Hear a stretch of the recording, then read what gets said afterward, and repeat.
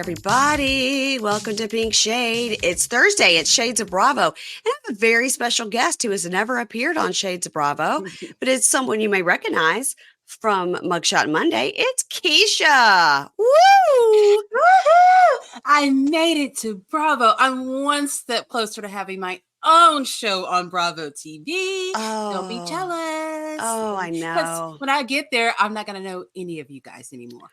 That's so mean. That's so mean. That's so mean.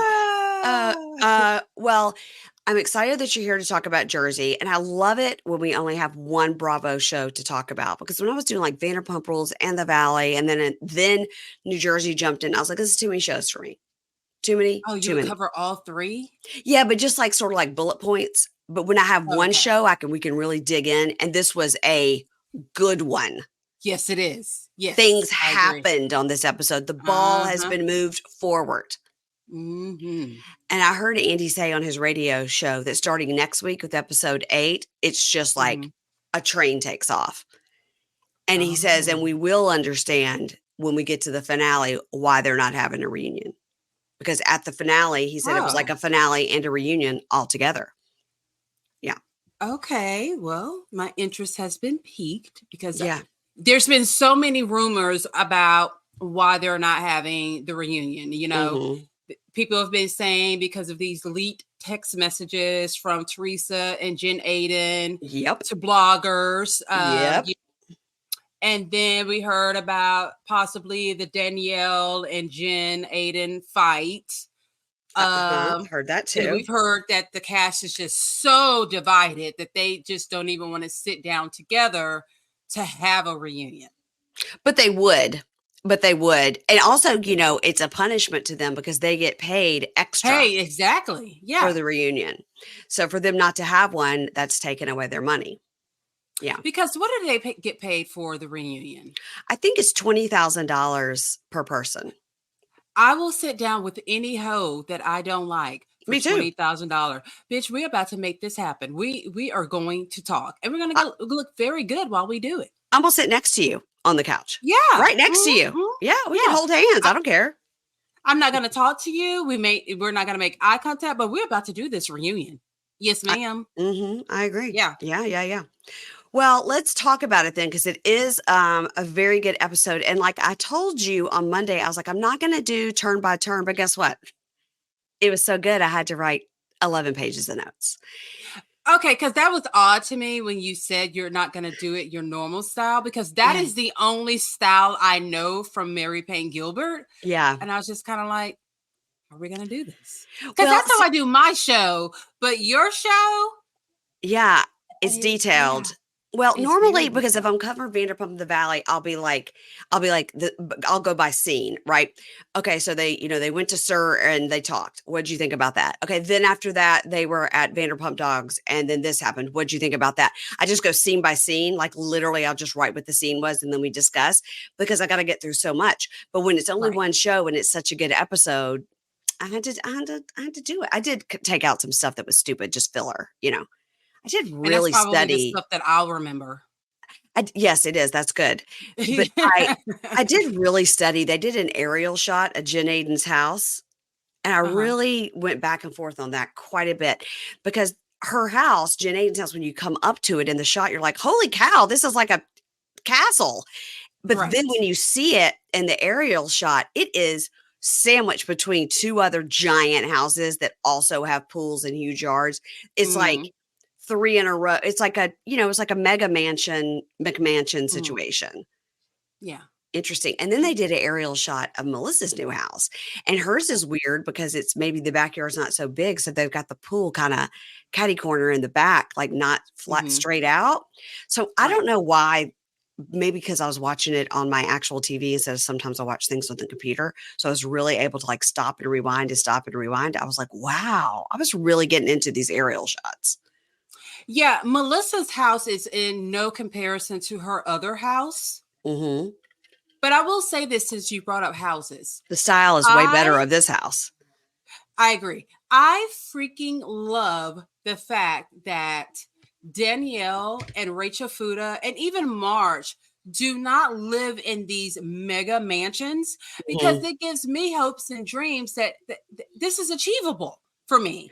And it Yeah. takes me back to the old school days. Like, to me, Real Housewives of Atlanta and Potomac were more relatable to me because they Uh-huh. weren't living in these lavish, huge houses that, you have to walk 15 miles to get to the next Yeah. person's bedroom. Like They were Beverly Hills. big. Yeah. Yeah, they were big and they were still living these really nice lifestyles, but achievable lifestyles. I like that. But I'll tell you, because I know exactly where it is, I go by it all the time, where Chris and Candace used to live in a townhouse at National Uh-huh. Harbor, which I literally can see from my house across the Potomac River, where Podcast Her Movement's mom's about. townhouse. Yeah, her mom's townhouse.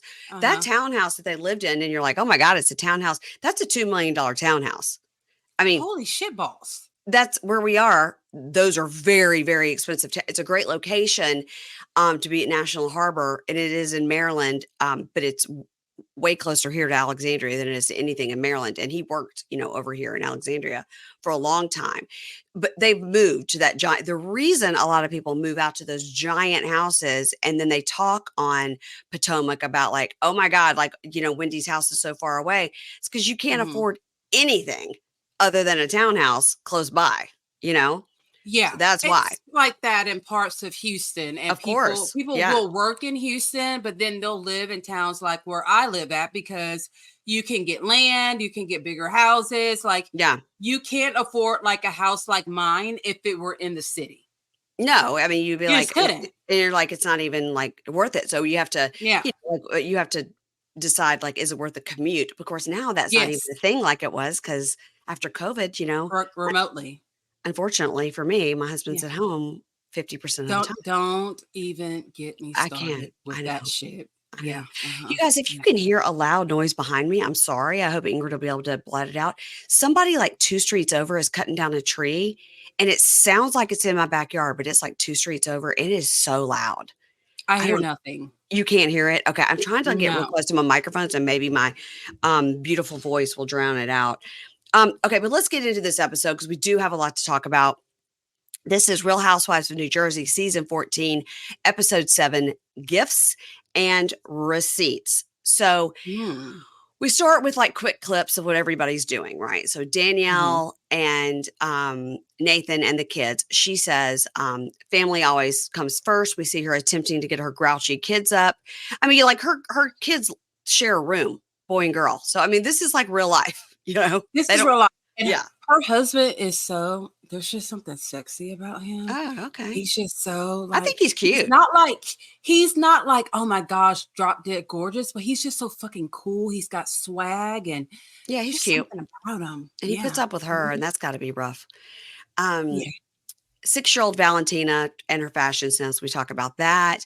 Mhm. And she's like, pouting in the mirror and stuff. It's Yeah. pretty funny. By the way, she created that monster. So I don't know why she acts like the 6-year-old came She by. loves it. She didn't come by that naturally. Her mother created that monster. And Danielle loves it. And she loves it. It's Yeah. bougie kids. That's her brand.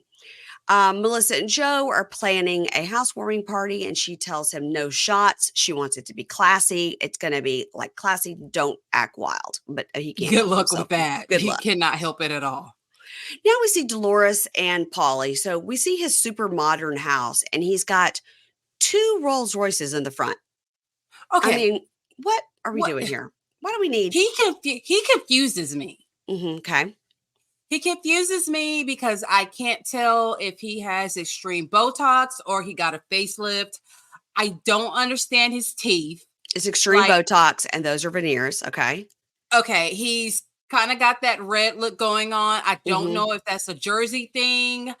I I think don't get it's his an Irish drinking thing and Is that what it also is? a sunburn Okay. thing. Mhm. Okay.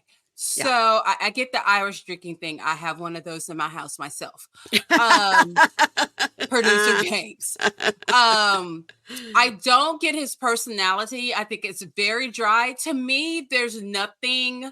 I don't know if I'm comparing him to Frank, but all of Dolores's boyfriends since Frank are just very dry in the personality department. And what the hell Yeah. does Paulie do? What does he do?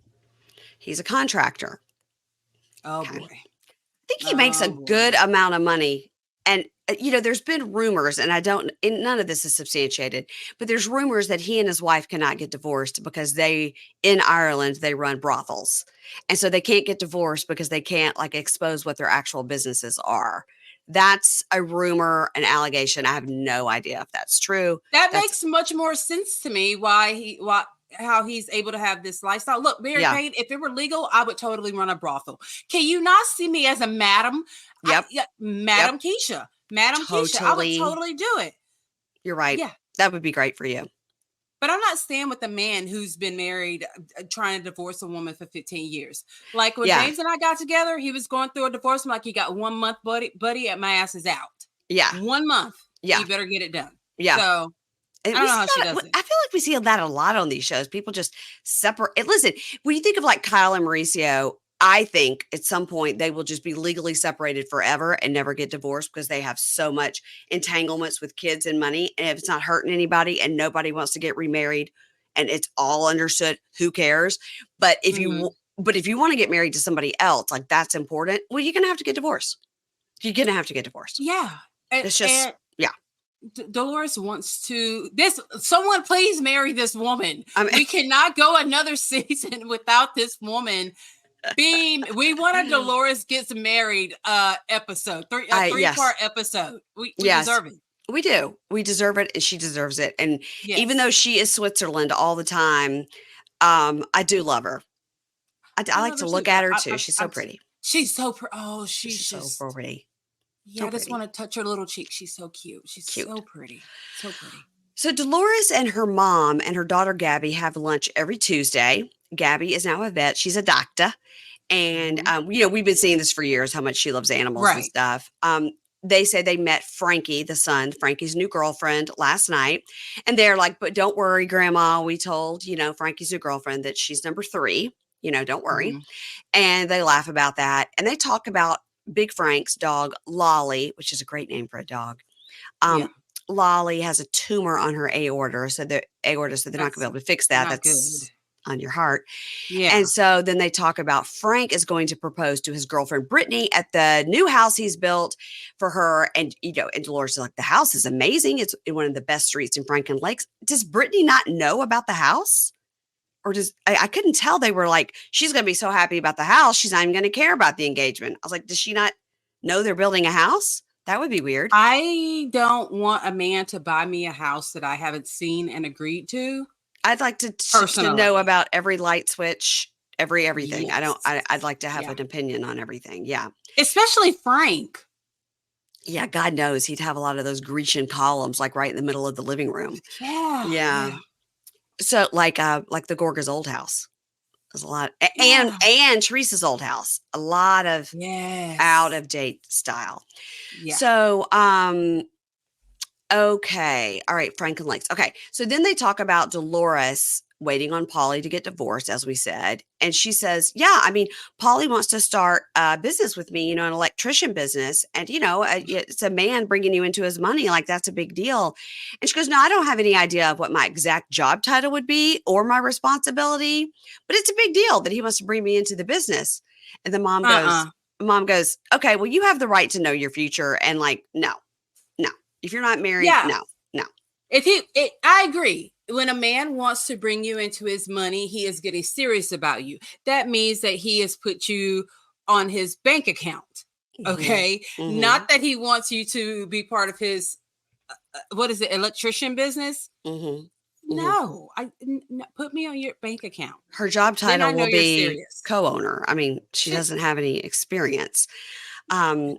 And then Dolores tells us in her talking head, she says, truthfully, if we go much longer and we're not engaged and I'm in this business with him, truthfully, I'm scared of feeling stupid, basically. And then she was like, woo, I'm sweating.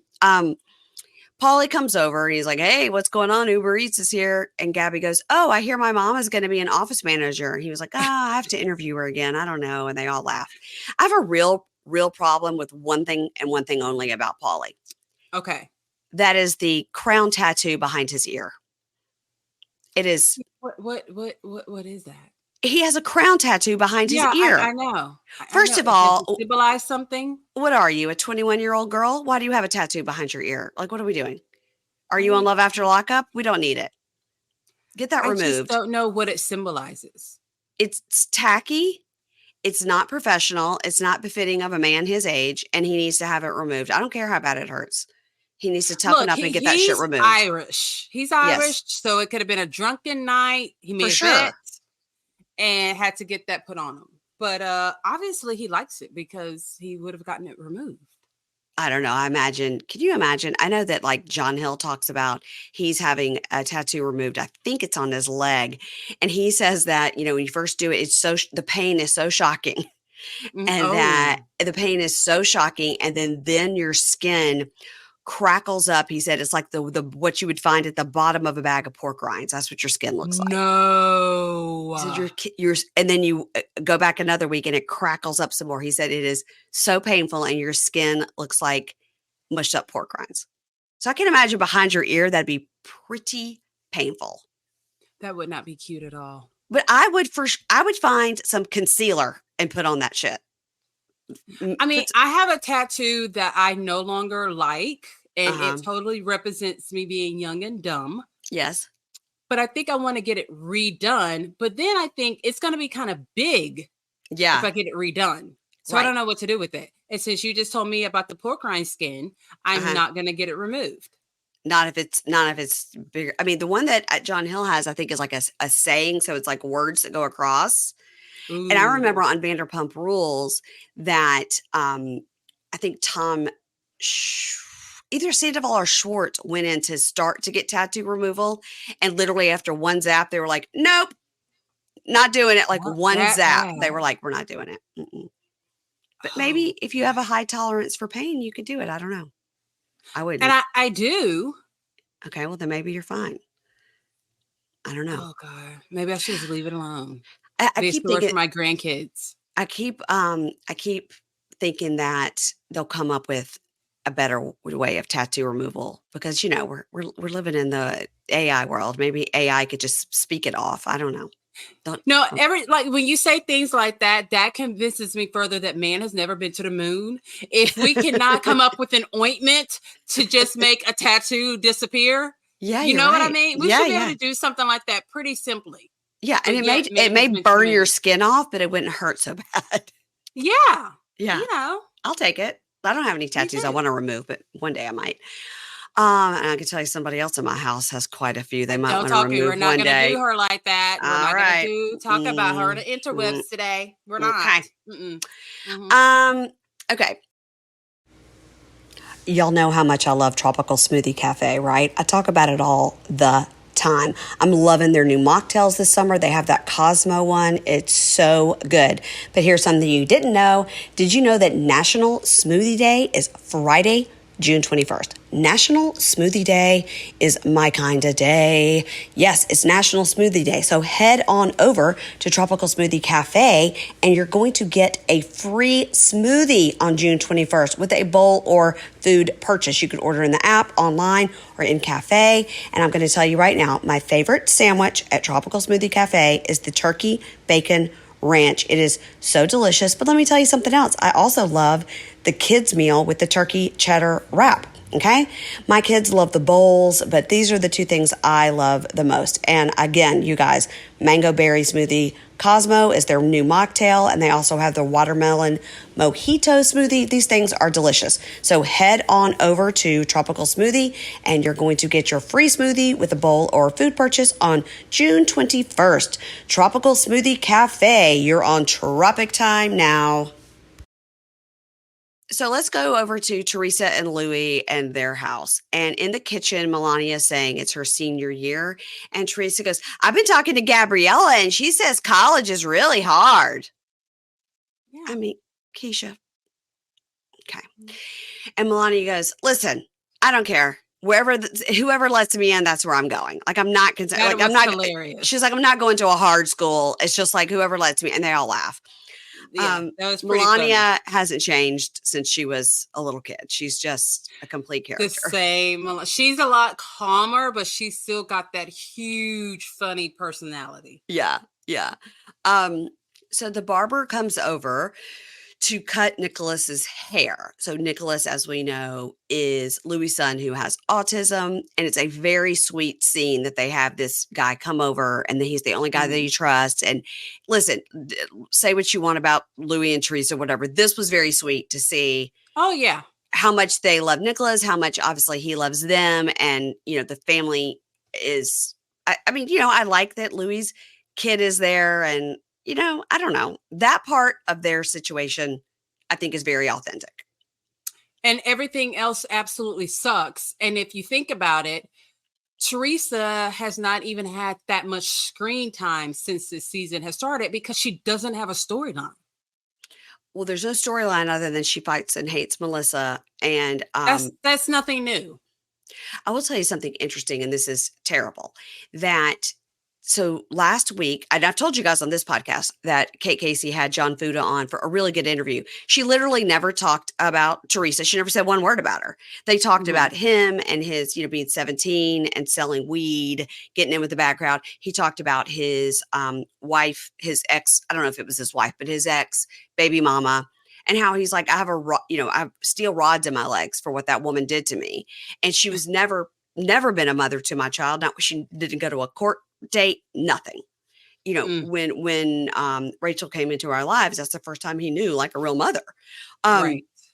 It was a great interview, and him talking about why he changed his last name, because he did that to honor his mother and his grandmother that raised him, because the dad that he had like was no father to him. It was it was a very interesting interview. And I would encourage people to go over there and listen to it. And I also encourage people to then go over to Kate's reviews or whatever and just give her a 5-star, because after Kate did that interview with John Fuda, the tree hugger trolls that came after her, disgusting. Are you kidding me? Why? It's like all these people encouraging to give her a 1-star review and putting these terrible reviews saying, I'll never listen again. Like and like, because she interviewed John Fuda, who is on a show that she covers. But those people are nuts. Look, I used to be a tree hugger. Oh, really? Big time. Oh, interesting. Teresa could do no wrong. Really? Like, I don't know if you've ever heard of this artist. The company's name is Who Gon' Sketch Me Boo. Yes, I love that. Yes. So I have so many of his drawings and a huge amount of Teresa's. Okay. All right.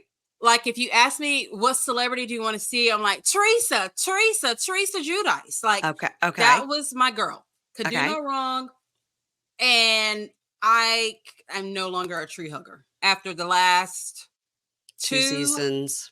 It's when she got with Louis, everything went down. Yep. Her fashion has gone down. Her personality has gone down. Okay. I don't know. Her makeup doesn't look the same. Just, she's not the same Teresa that I used to go so hard for. Now, I didn't bash people who were not tree huggers, but I was one of those people. Yeah. You cannot say a bad thing about Teresa to me, but she's almost on. Let me be quiet before they come after me. Never mind. Move on. Next scene. I was just letting you just dig your own hole. You were going to let me hang myself. Yeah. Listen, I think that it just made me really mad as Kate, as my friend, but also as a fellow podcaster who's nothing but professional, then to have all these people come after her and try to ruin her business because she interviewed John Fuda. I mean, it wasn't like now. It's sad. It's ridiculous. So I'm saying it. I don't think Teresa should be on the show anymore. Put her on pause. I think she would appreciate being put on pause. Yeah. Other than like the money. She looks tired of the show. Yeah. I mean, if she's building this new family with Louis and stuff, have to take a couple of years and do that. Yeah. And then, come back. Okay. So, oh God, help me. All right. So, okay. All right. So now this was very interesting. Something we did not know about Rachel and John and their family. Her youngest daughter, Juliana, has some gross motor skills issues and some developmental delays. She also has a tongue tie, which I think that Emily of Emily and Kobe has said that's what she has and one of her kids has it and they're about to get it fixed. And they say something about with the tongue tie, if you get it fixed, somehow it could also help a lot of these other issues. Somehow they're tied together. But they're I've working on heard her. that before. I think You have? Cal Lowry from Teen Mom, one of her kids had it too. And I remember her mentioning that as well. That it would help with other, I don't know how. I don't know how they're related. Me neither. But they're working on her walking. She has a little walker. She's so cute. Yeah. And it's a very sweet family scene because they're like telling the older kid, like, remember, you're not going to push her, because you have to tell the other kid, don't touch the other kid. And Rachel says, the lunch with Teresa really just showed me that is the kind of person I do not want to be. And so I'm glad I went to that lunch with her, even though it obviously was a disaster. It was so funny to see Rachel's daughters because you could tell that was Rachel's old face. It's the face that they have. You can. That was Rachel's old face. Listen, I love the Fudas, but Rachel's nose is crazy. And I was very surprised after all the comments she got about it last season that she didn't fix it a little bit there on the end. Because Jen Aydin has fixed her nose and now it looks great. It's not just the nose, it's the upper lip too. Yeah, but that's just a lip flip. You could fix, you can let that dissipate. But it's that she likes the way that she looks. She looks like Cindy Lou who was just only 2. That's what she looks like. And that's what she liked. It's a cute nose. It's just, we're not going to discuss. Let's get done with that. Okay. So over at the Gorgas, they're getting ready for the party and they say, oh my gosh, limoncello, lemon, lemon, lemon. So many lemons, very limoncello. It feels like we're in Italy. And they're talking about who's coming to the party. And listen, obviously this limoncello people sponsor the party. So we get it. 100%. Yeah. Melissa says the Fudas are coming and Jackie and Marge are both coming. I hope they don't argue. Jen Aydin's also coming. All right. Now, Marge is showing Joe her fun yellow dress. And Marge says, the night's going to be a big hoopla because I got to see Jackie. And at that bougie lunch, once Teresa gave Jackie the time of day, she's ditched me. And, it's okay if we're upset with each other, but she shouldn't have to trash talk me. Like, that's awful. And Marge is right. I agree. Yeah. By the way, I'm interviewing Marge in a couple of weeks. No, you are not interviewing the Marge. I am. I've met her a couple of times. And then Ingrid recently saw her in New York at something at the Black Rose. Ingrid saw her at the Black Rose in New York and was talking. Is that a restaurant or like a concert? Like the band, the Black Rose? Yeah, their concert. Yeah. No, I have her pictures too. And in my house. Of the sketchy guy that got and that she and Ingrid just went up to her and was like, do you remember meeting us at BravoCon? And she's like, oh my gosh, yes, you guys gave me the personal fan. You gave me the poker chip. She completely remembered us. We talked to her for a long time. I literally was like, who did your boobs? They're so perfect. And she literally gave Ingrid her phone number. Here, put me in your phone. And so this is one time that I can say I'm so jelly of you right now. I love the Marge. I literally was on Instagram and people were like, are you Team Jackie or Team Marge? I'm like, Team Marge. Team Marge. I'm jelly. I love Marge. I love her house. I love her style. I love Marge. Yes. And so anyway, I know her PR guy, but from other reasons and stuff. So I reached out and we've been going back and forth. And then Ingrid just texted her directly and was like, Mary Payne's trying to get you on the show. And she was like, oh yeah, let me talk to the guy. And so now we have a date. I won't say the date, but it's in July. Oh man. I don't want to say the date until I'm sure. So if I get a shirt made for you that has my face on it, will you wear it for the interview? No, I won't. You be hating. But I will tell her that you love her. Okay. If it even happens, you know what I mean? Okay. It's going to happen. So over at the Aydins, Jen is getting ready and she says I'm glad that I was invited to Melissa's housewarming party, but I haven't spoken to Joe Gorga. And Bill Aydin goes, okay, fine. I won't leave your side the whole party. I roll. I don't even like you. And then he says something very telling. Is Teresa okay with you going? Teresa's not her keeper. I mean, well, she has been for several seasons. But it's interesting that Bill Aydin says to his wife, Is Yeah. Teresa okay with you going? Like, you have to check in with her before you do Yeah. anything. And Jen goes, Teresa only said, like, just don't talk about me. And that's fine, because and then we talk about the bougie brunch and the story about Right. Lena, the hairdresser, and Danielle, and blah, blah, blah. And then Jennifer says, Danielle has an entitled, elitist personality. And I want to talk to her about it. And I'm glad she's got ambition, but you can't treat people like shit. You know what I never want? Jen Aydin to go on the screen again. What? No, I never want my husband to look at me the way that Bill Aydin looks at Jennifer. Ever. I don't want him to ever look at me like I that. think that's just his old No. timey villain face. No, I have seen him walk into the room and see Joe Gorga and all the guys, and his eyes light up with love. That is not how he looks at his wife. He has an old timey villain face, is what he has. And oh my gosh, the guys on Watch for Crap is doing imitation of him, where he's like, and he's like pulling his mustache. It's hilarious. Okay, so now the party is starting. Danielle and Nathan arrive at the party first, and there's a big cutout of Joe Gorga as the David with a lemon on his crotch. And of course, the guys are so funny. They're drawing bigger balls, a bigger penis, whatever. And Melissa's like, I love it. Melissa's like, please stop. We said we could put your head on the David with the lemon, but quit draw. I mean, how old are you? Quit drawing a bigger penis on it. Like, stop. I would I'm not put it with the boys drawing a bigger penis and bigger balls, because I'm a 13-year-old boy at heart. I think it's hilarious. All right. So Melissa gives Danielle a tour. Now, I did a lot of stopping, quick stops, so I could really get a look. Now, when Melissa, they first did their house, they got so much hate online. Yes. All of her light fixtures were feathers, but she's changed every single one. Yeah. Okay. And the front of the house looked like a 4-year-old fucked up some Legos. Like, it was terrible. It was bad. It was very bad. The windows were on. Anyway, all that is fixed.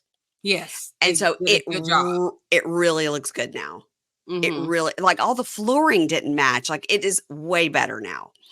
Yeah, so, I don't know what they were thinking the first time around. I don't know if they'd run out of money and just said, let's just throw this shit together. But I'm glad they revamped. It looks very good.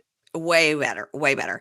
So we see Melissa's office, which seems to be enclosed in glass. I mean, this would not work for me. Mine needs to be condemned, like Cindy on Inmate to Roommate. Like, I mean, I look at that. I don't know how people do the whole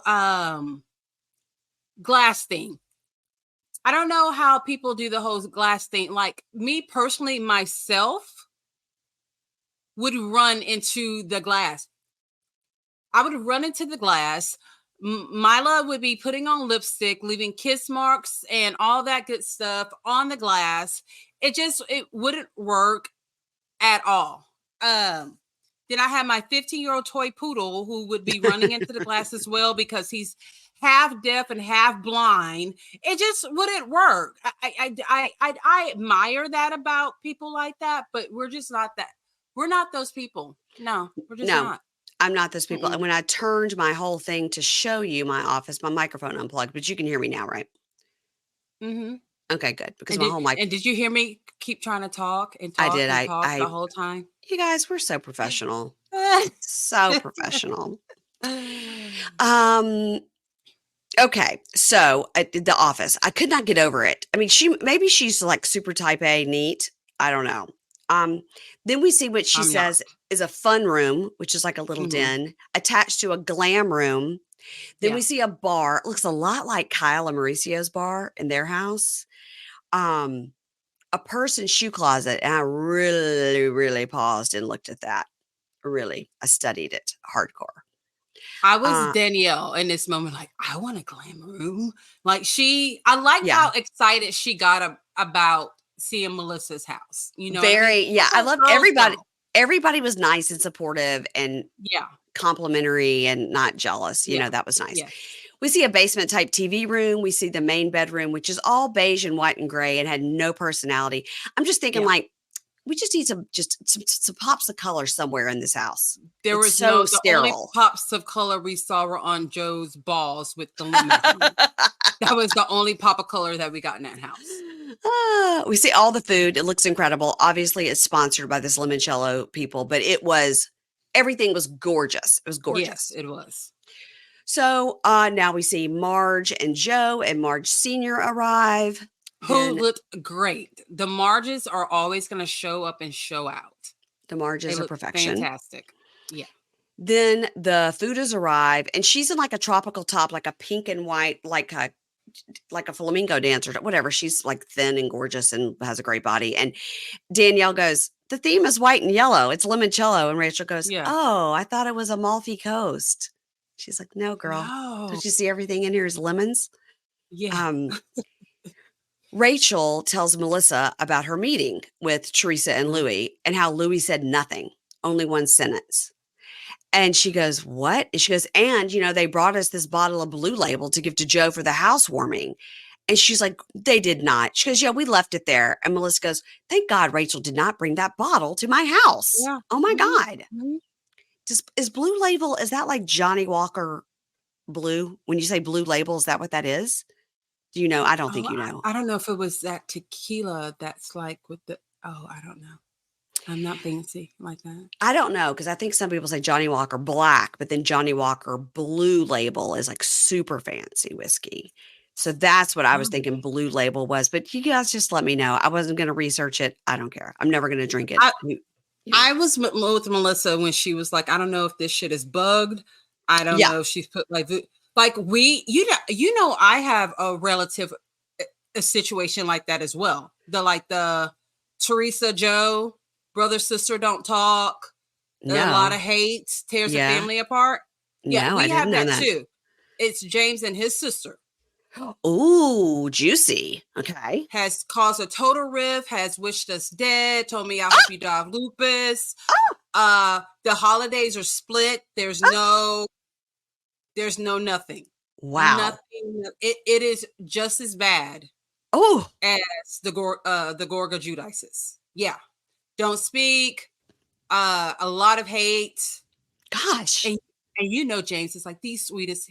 James is kind of like Marge's husband. He's just really, really super, super helpful. Yeah. Yeah, totally. I would throw that shit out the door, set it on fire, do 10 Hail Marys and 10 All Fathers over the spot. Yeah. So I totally understand where the Gorgers are coming from because we live that life as well. I'm sorry to hear that about James because he is so sweet.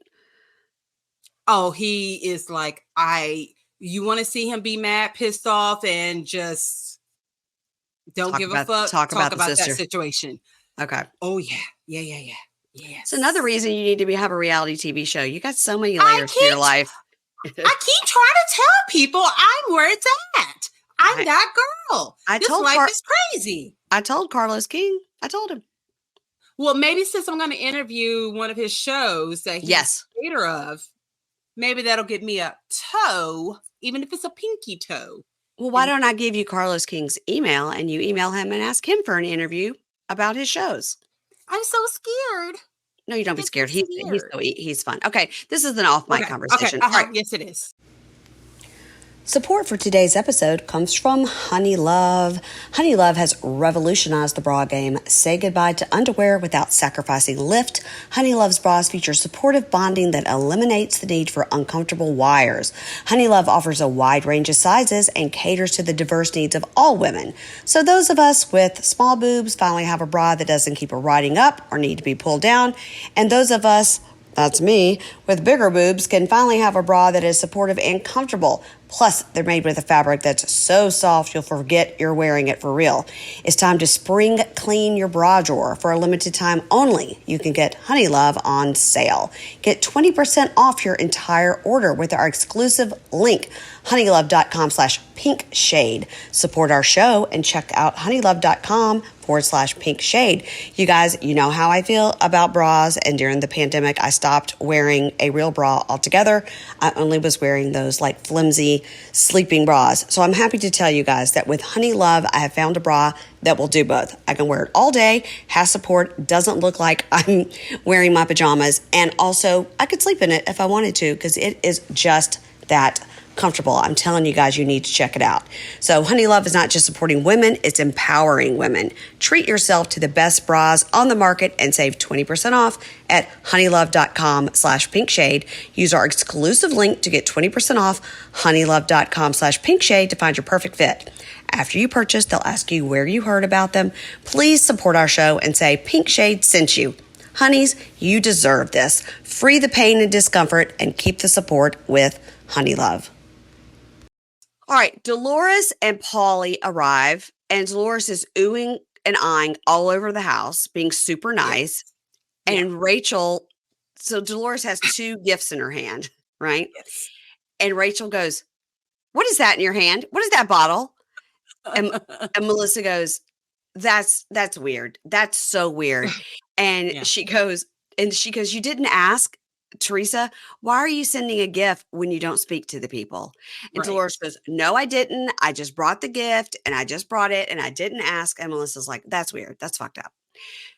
Now we're over back at Teresa's house. So Teresa and Louie are cooking. And Teresa says, "I want to teach Gia how to make sauce because she's thinking about moving out and getting an apartment with her boyfriend, Christian. And, I think a woman should be on her own for a while, but she goes off to be with the man." She's like, "I didn't get to do that, but I wish that I did. I mean, I would never have been allowed to do that." Mm-hmm.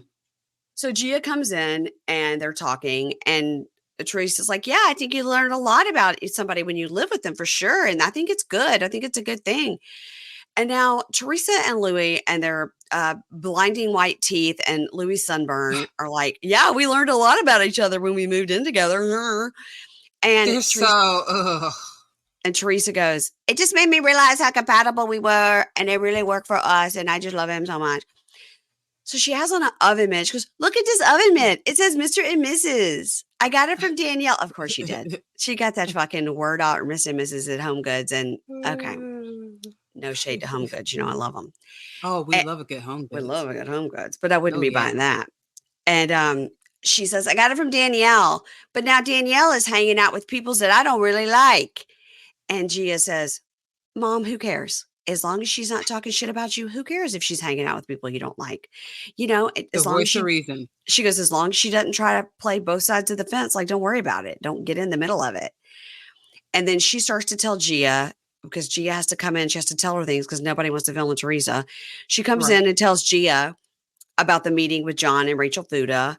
And she keeps calling John Fuda John Fugazi. Now, Fugazi means fake. So she thinks this is a slam. It's really stupid. Not a flex at all. It's not stupid. It's really not. John Fuda explained on Kate's podcast why he changed his name. Mm-hmm. It's not because he got arrested when he was 17 for selling weed. I mean, come on. If I had to judge every person in my life who was selling weed at 17, I have no friends. Because and then also we'd have no shows to cover. Exactly. Stop. He was 17 selling weed of all the drugs. I mean, my God. And whenever Gia has since she was age 12, 13, been stuck in phase 2 of PMS, how she just walks in a room where she just rolls her every time you see her, even on TikTok. Like that. Yeah. The first thing she does is rolls her eyes. Just that. And she always just looks like she's just over it in some way, shape, or form. I'm just over it. I'm tired of being a Judice. Can I go change my last name to something else? I'm over this. I'm over the show. I'm over this life. I'm done. She's totally getting paid, by the way. Oh, God, yeah. Yeah, she's getting paid now. So that's why she comes in every scene. So she's like, "Anyway, John Fugazi, so I gave him a bottle, a Blue Label to take to my brother for a housewarming gift. And, he left it there. He left it there like he didn't even take it." And Louis goes, "Yeah, he's in a rush to go be a bitch boy for your brother." Oh, Louis all of a sudden has a lot to say when John Fuda's not around. He's not around. Oh, yeah. He's not that goddamn crazy. Yeah. So the Fesslers, Jen and her husband Jeff, arrive. Love that Jen Fessler. I watched Jen and Jackie on Watch What Happens Live, and I still love Jen. Still am annoyed with Jackie. Jackie has gone from one of my faves. Me too. To the bottom of the barrel. Me too. What is she thinking that this is an alliance she needs to make? What is she thinking? She's going to get fucked so hard in the end. Yeah. I mean, you think you got put down to a friend? Well, you're about to be totally fired. So, oh, yeah. So now they're out by the fire pit. Okay. And Dolores brings the bottle down, and John Fuda goes, "How did that get here?" And Dolores says, "I got a call an hour ago for me to bring this to you as a housewarming gift from your sister. I guess John and Rachel, they gave it to them, but they left it behind. And, it's a nice gesture because I know it's what your father used to drink." And he's just staring at it like he's either going to cry or throw up. Yeah. And he says, "Do you think she respects her dad with what she's done?" Exactly. And Melissa steps in and goes, "I don't want this to ruin the party. I don't want to turn this into something. So I'm going to put this bottle with the 17,000 other bottles of this that we have in the house. Okay. Here's the card. You can read it if you want." So she takes the bottle. So Gorga says to the guys, "We lost our parents. And what do we have left? I met her new man. I welcomed him with open arms. We see the clips. He asked, they said they loved each other. They hugged. People were asking him, 'Do you like the new guy?' 'I love him. He's great for her.' Everything was fine." And he said, "And he screwed me instantly. Yep. And then I forgave them. And within 2 months, he hired investigators to follow me, to make me look like a bad guy to the press and to the world. And now you want to give me a card after you told me you never want to see me again?" Yeah. Boom, boom, boom, boom, boom, boom. All great points. Yeah. All great points. And I know this life. I know this life. Jen Fessler says, "Look, I get that he's trying to make a point to everyone at the party. What she's saying is he's doing it for the cameras." She says, "I don't think so." That's what Jen Fessler says. And she also has some wrong takes sometimes. Yeah. In my opinion. And she does. She says, "I get he's trying to make a point to everyone at the party and to the world, but I don't think giving a housewarming gift is trying to be nasty." No, it's not trying to be nasty. It's trying to stick it in and screw it around just a little bit. It's trying to stay relevant in a place that you're not invited. Yes. Yes. Yeah. So in his talking head, Joe goes, "It's not an olive branch. An olive branch is when you come and knock on my door when no one's here. And we sit down and we talk with and he means no cameras. And an olive branch is not when you're trying to give me something when all these people are here to see it." I agree 100%. And can you imagine not talking to your sisters? No, never.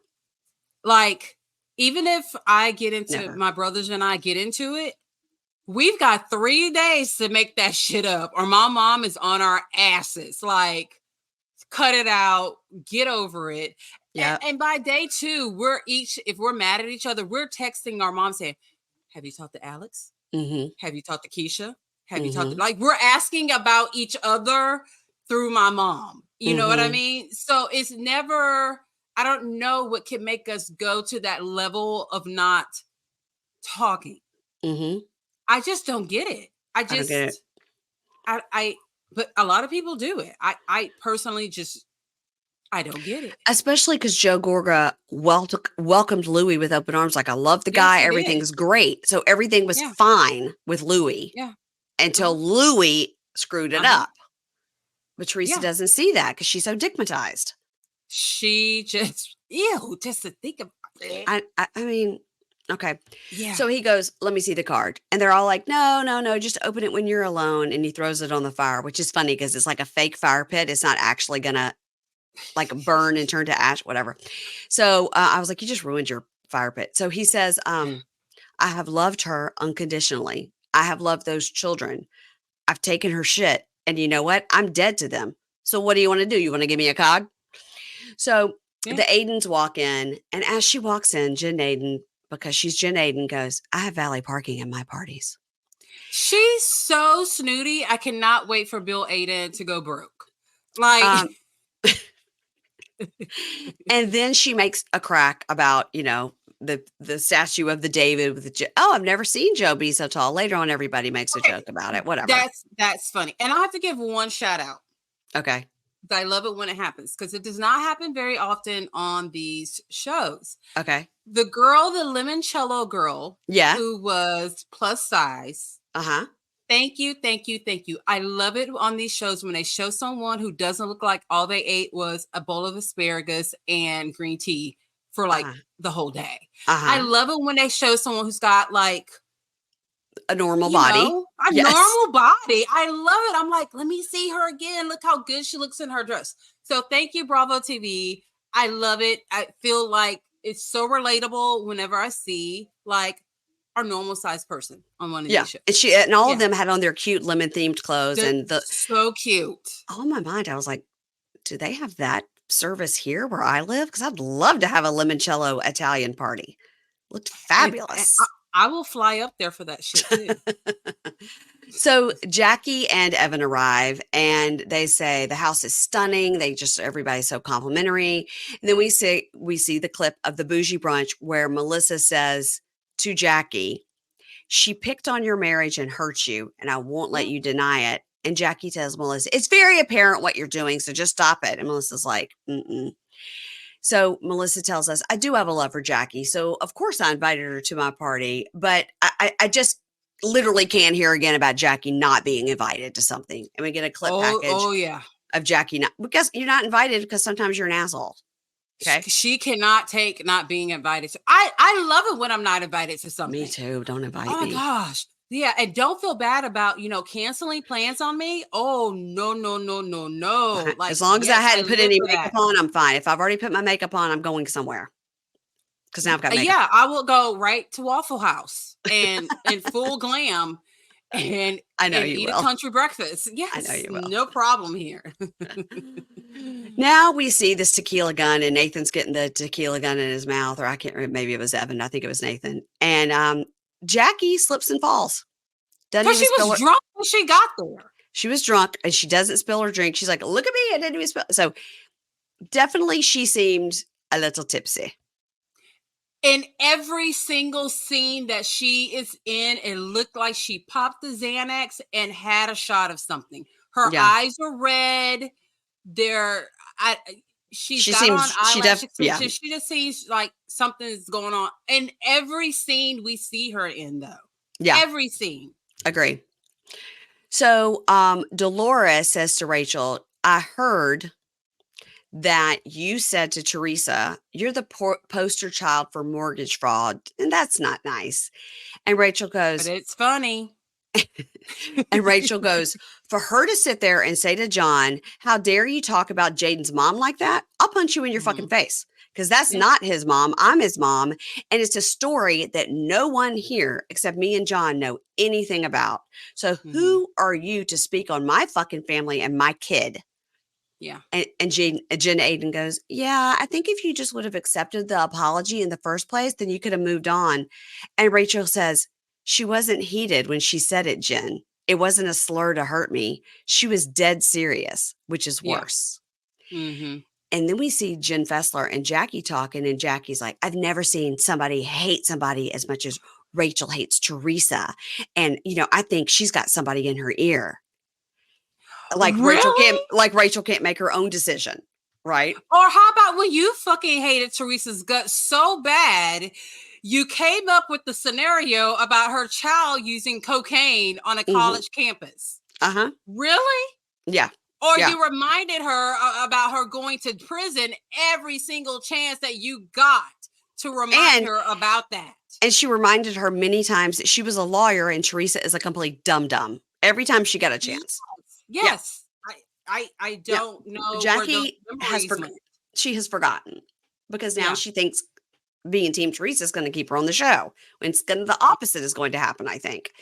Yep. So then Jackie says to Rachel, you think you're going in there with Margaret and Melissa being your best friends and it's going to end up friendly because Margaret and Melissa are your best friends? And Rachel goes, if that was true, I wouldn't have gone in there with Teresa in the first place. And Jackie says, it doesn't sound like John had any interest in reconciling with Louis. And Rachel goes, he wanted to hear Louis out and he wanted to have a gentleman conversation. And Jackie says, so there were things he could have said that would have potentially helped to reconciliation. And Rachel goes, potentially. And Dolores says, what happened with John and Louis? Because I don't think I heard anything. And Rachel says, nothing. Louis did not speak. Because he's okay with his wife being the bad guy.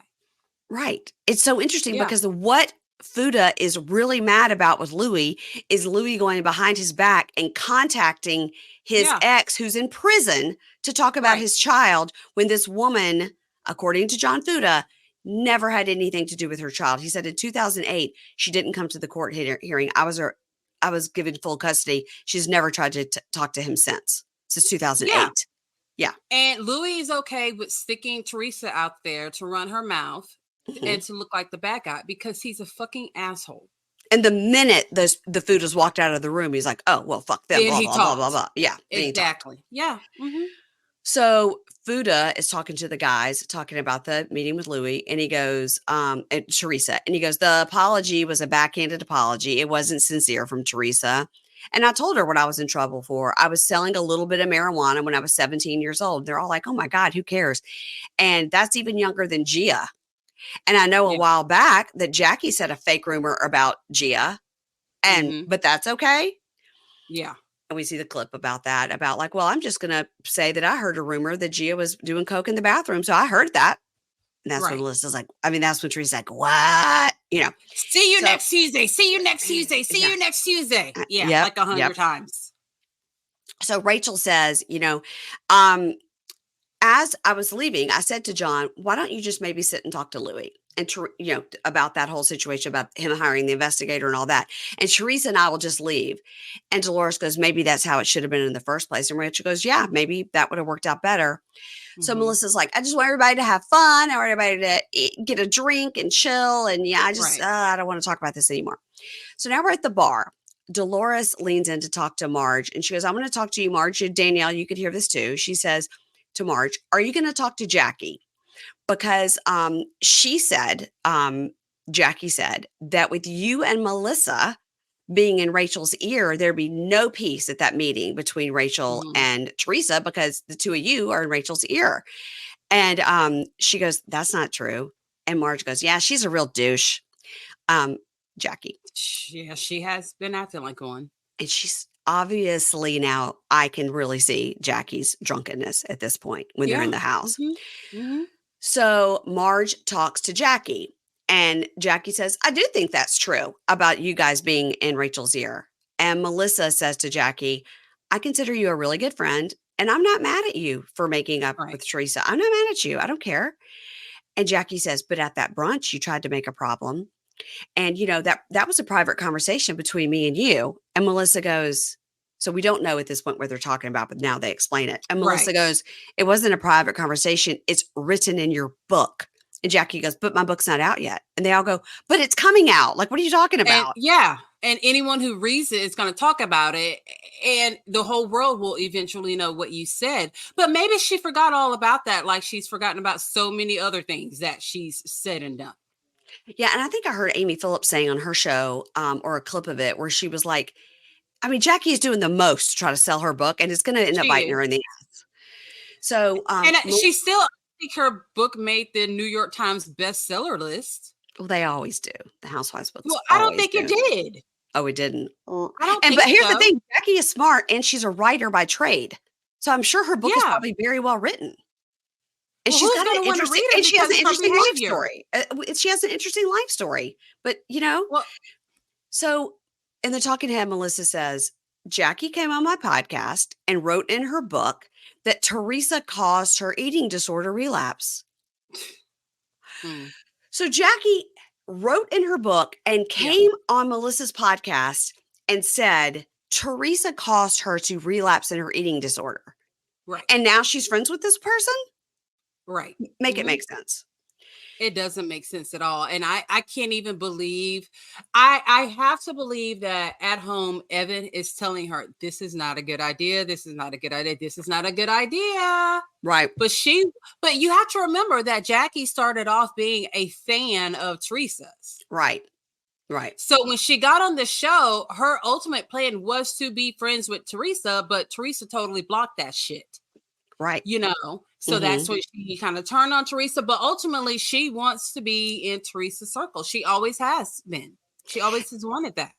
On Watch What Happens Live, Andy said to Jackie, do you think it's full circle that you on the show, they made a big deal about when you went to Teresa's book signing. And then this season, Teresa comes to your book signing. Wow. And Jackie's like, oh, I didn't think we were supposed to talk about that. And Andy's like, it's coming up in an episode. Like I'm the producer. I can talk about it. So, Right. okay. So Melissa says about what Teresa caused the eating disorder. And she said, the facts are the facts. I mean, that's what she said. I'm not trying to do anything. She's the one that said it. And then she said, I'm not mad at her at all. Like, I wish her luck. So then Marge and Jackie are having this conversation in the kitchen. And Jackie says, Marge, you insinuated that all of my success is because of you. And Marge goes, I've never said that. That's your own insecurity. I've never said that. And Jackie says, you said I got a book deal because you championed me. And Margaret goes, I've never said that either. All I said was I'm hurt because you didn't send me your book. You sent everybody your book, but you didn't send it to me. Right. And I mean, Marge is like, I never said you got a book deal because of me. Like, what? And Jackie goes, and you made insinuations about my mother. And we see that clip where when she said, I haven't even sent the book to my mother. And Marge kind of went, well, that tracks. And then she was like, you can't talk bad about my mother, you know. And Marge was like, okay. But she didn't say anything bad about she her was mom. Just like, that tracks because you're not close with your mom. Because you also a relationship, yeah. And Marge goes, and Marge looks at her, and you can tell this is like a very sincere Marge goes, you're so defensive. Like, listen, like, and also you're drunk. Very. And Jackie says, you're just mad that I'm friends with Teresa, and this is a big fucking waste of my time. And she walks off. This message is sponsored by Greenlight. As your kids get older, some things about parenting get easier and others don't, like having a conversation about money. The fact is, kids won't really know how to manage their money until they're actually in charge of it, and that's where Greenlight can help.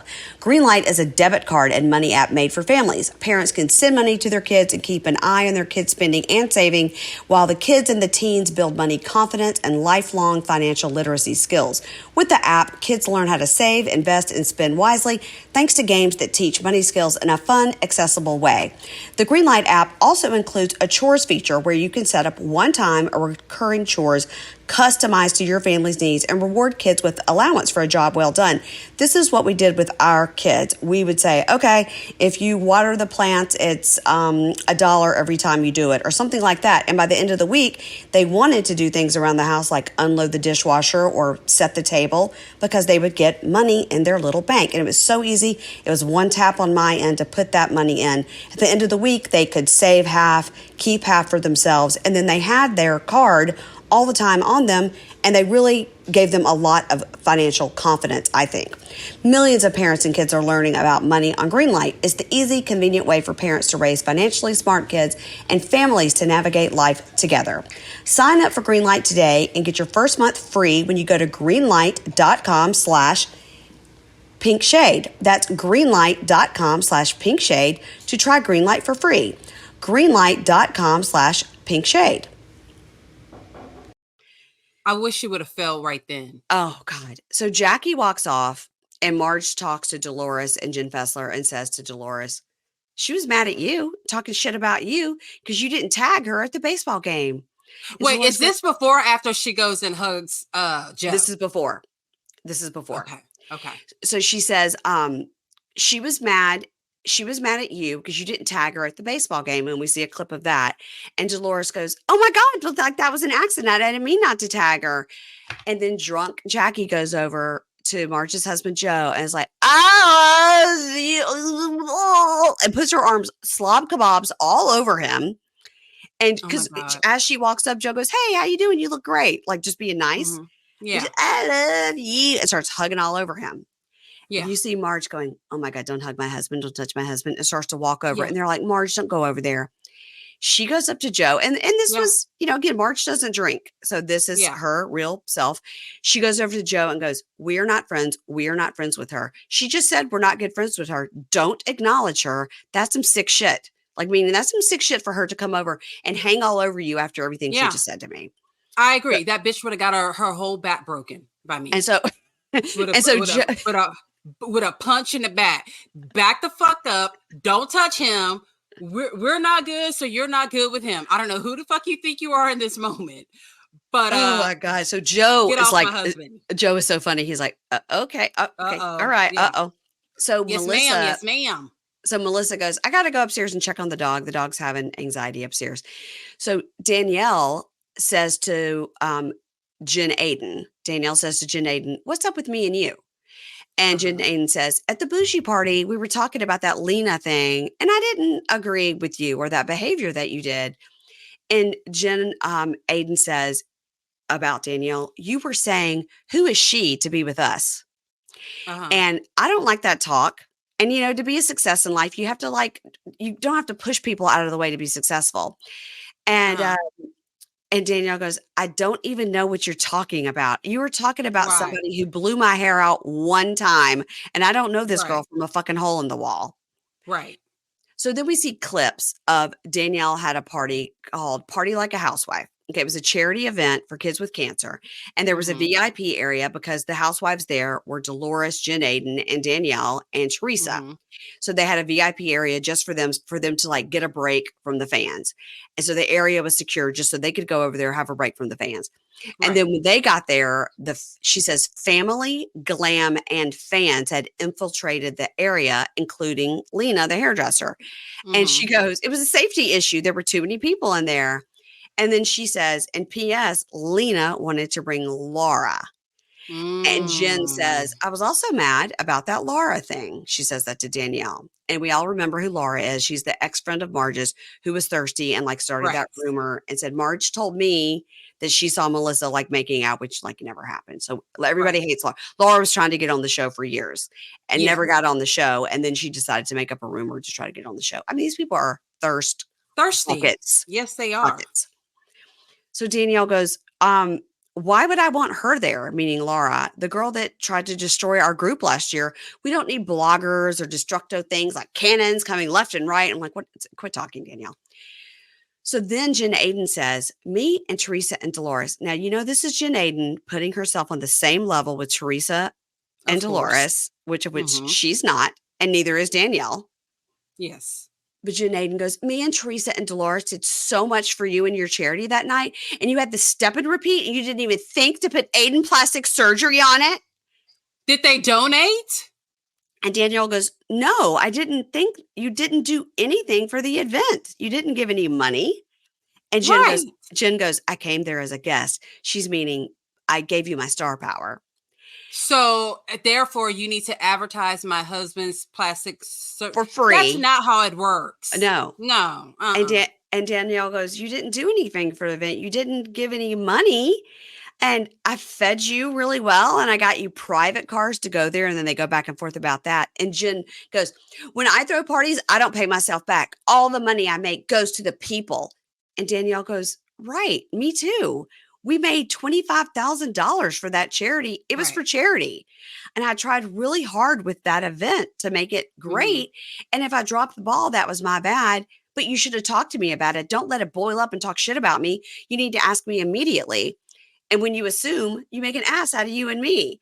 And then she's like, oh my gosh, my dad always says that, blah, blah, blah, blah, blah. Or Bill Aydin always says that. Blah, blah, blah. That's what Jen does. She always makes an ass of herself, and she always wants to have something to gossip about and make fun of someone about. Because Danielle was right with that. She was doing the right thing by putting them somewhere safe and giving them a break. And why should the person who blew out her hair be in a VIP section? Right. I agree with that, but she didn't have to be mean about it and say like, you don't belong in here. And I guess she was very rude about it. But how do we know she said that? Because Jen said it? she has said that when they got there was too many people, and why, first of all, Laura shouldn't have been there. And Lena brought Laura. And so nobody has mentioned that up until now. So Lena brought Laura. So absolutely it's like, actually, this is only for talent, and they each get a +2 and that's it. And so if you're not the +2 with Danielle, +2 with Teresa, +2 with Jen Aydin, then you need to go. And the security should have handled it. Danielle should have never said, who are you to be in here? But she could have just said to security, these 12 people should be in here and everybody else has to go quietly. Okay. Jen Aydin talks to Gorga, who's hammered. She's like, I was going to talk to you, but it seems like maybe you've had a lot of shots. And he's like, what? And shirt's like unbuttoned down to his belly button. So nothing more fun than a drunk Joe Gorga. Oh, yeah. Now, Jackie goes up to Dolores and goes, what is she, meaning Marge, why does she go so low? And Dolores goes, well, she told me you were upset. I didn't tag you in that post and you were upset with me. And that's ridiculous. Next time you just call me. Don't be upset with me. And Jackie goes, I don't even know. I didn't shit talk you at all. That's not what happened. Okay. LOL. Marge shows her husband, Joe. I just did a screenshot of what Jackie said about Dolores. Tell her to check a phone. She's an asshole. And so you see Joe, who I love, Joe Bonino, just gets in. He does whatever Marge says, holds up the phone, is like, check your phone, the international symbol for check your phone. Yes. And Dolores puts on her readers. Yes, she does. And goes, excuse me, don't worry. Give me 1 second. I got to check on the dog. She puts on her readers and we see the text from Jackie to Marge. And it says, Jackie says, intentional ? She tagged every cast member and spouse except for me and Evan. And Marge says, I don't think so. She said, you said you're going, right? And Jackie says, I definitely think intentional. She's a fucking slob and I hate her. This was like the best moment of the season so far. And let me tell you, I love that Marge does that because I do that. I never throw away anything. You know I don't. I keep every text. Yep. Because if a motherfucker wants to start something, I'm like, well, and I put on my readers and I go to scrolling. And James thinks he's like, why do you keep it? Because I may need it, not for like ill intentions. I may need it because I was like, but if I need it for ill intentions, there it is for me right there. I agree. That was a golden moment right there, and the look on Jackie's face was shocked. It took because she's drunk. It took her about 5 extra seconds, but then under it. Okay, so Jackie says in the text, she says, "I definitely think intentional. She's a fucking slob, and I hate her." And Marge says underneath, "When did she post?" And then you see Dolores holds up the phone and shows it to Jackie and goes, "I'm a slob. I'm a slob." And Jackie goes, well, that's what she sent. She sent that to you. I'm at the situation. I apologize for that. I apologize. And Dolores goes, "You should apologize for that." And then in her talking head, Jackie goes, "Slob to me isn't that bad. It just means like your behavior is stupid and juvenile and petty." Well, that's pretty bad. And that's slobbiness to me. So, but she also put, "I hate her." I hate her. Yeah. I hate her. I hate her. So Dolores says to Jackie, "I don't talk about you like that, just so you know." And Jackie goes, "Well, the things that Marge has said about you and Polly are horrendous. She just doesn't put anything in writing. And the things that she says about everyone." And Dolores goes, "Well, then she's smart, I guess. A lot smarter than you." Yep. And Jackie just sits there and says, "This isn't the first time I've heard you say something about me, by the way. Give me a fucking minutes away from you because that's disgusting." And Jackie goes, okay, I understand. And she was like, "Oh, fuck." So she walks off. Now we see Melissa ask Marge, "What's happening over there?" And Marge goes, "She's an insecure little psychotic who I've stuck by and I really loved her. And I only wanted good for her, but she's a fucking nasty asshole." I love it so much. Well, she is a insecure little psychotic. Yeah. Wow. Yeah. So in her talking head, Dolores goes, Dolores says, "Where she's getting it from, calling me a slob. Yeah. That's a nasty word. And getting called that from a girl who's a fucking hot mess almost every day. She cries all the time over everything, like, and I'm the slob. And Margaret also should keep her mouth shut about me and Paulie." This season this is the best episode we've had. So is the best episode we've had yet, except for with the Fuda and the fighting, and that was really good. When that was a good scene. When Rachel Fuda yelled at Teresa was a good scene. Yeah. Okay. Yeah.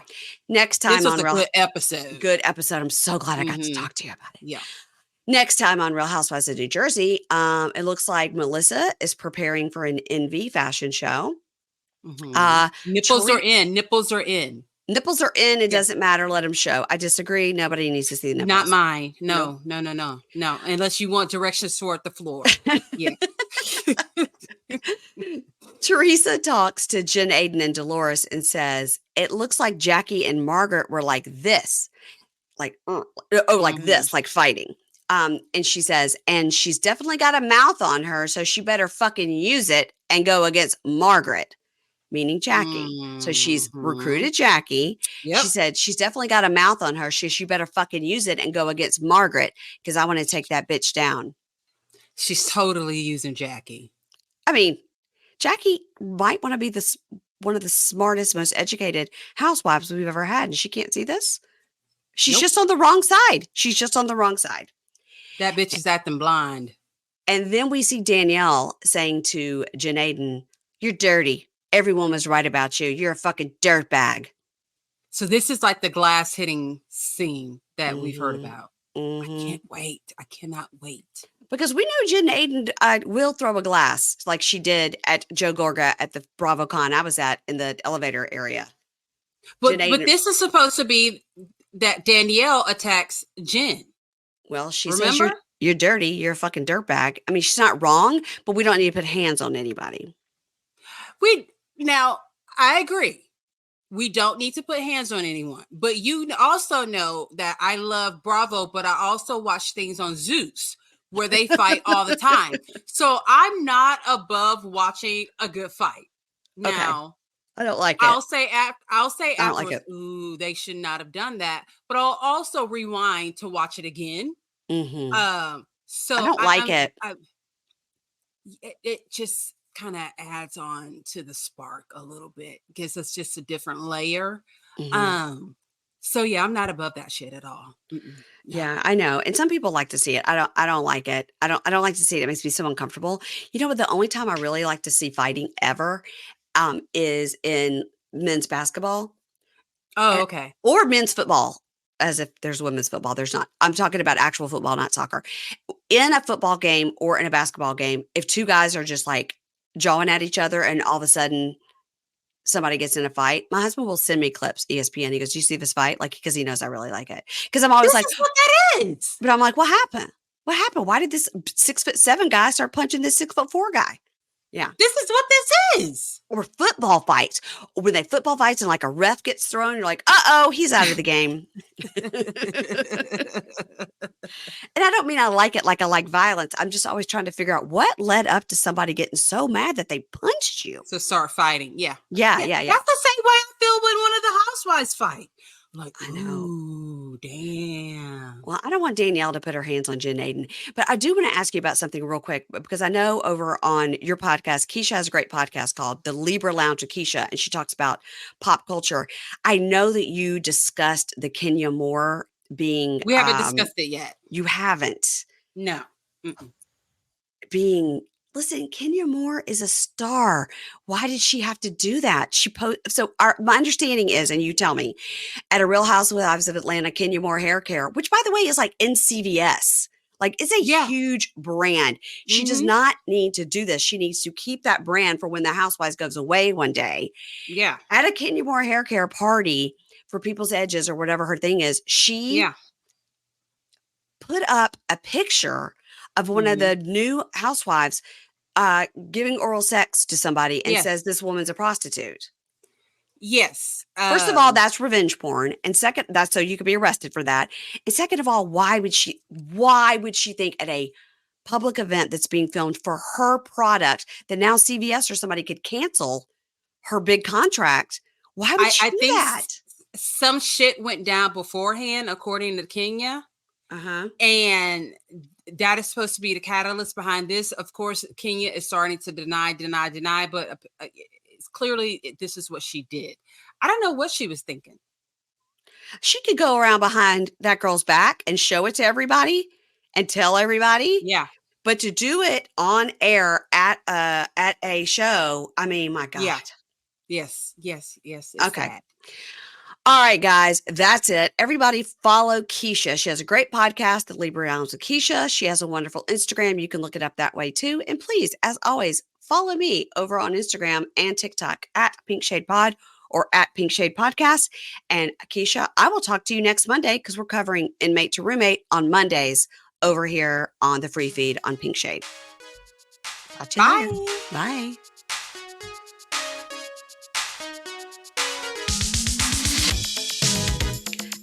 not read by me, Mary Payne, don't necessarily reflect the views of Pink Shade. If you'd like to listen to ad-free, you're going to go on over to Supercast or Patreon, and you can find the links to Pink Shade Prime at pinkshadepodcast.com.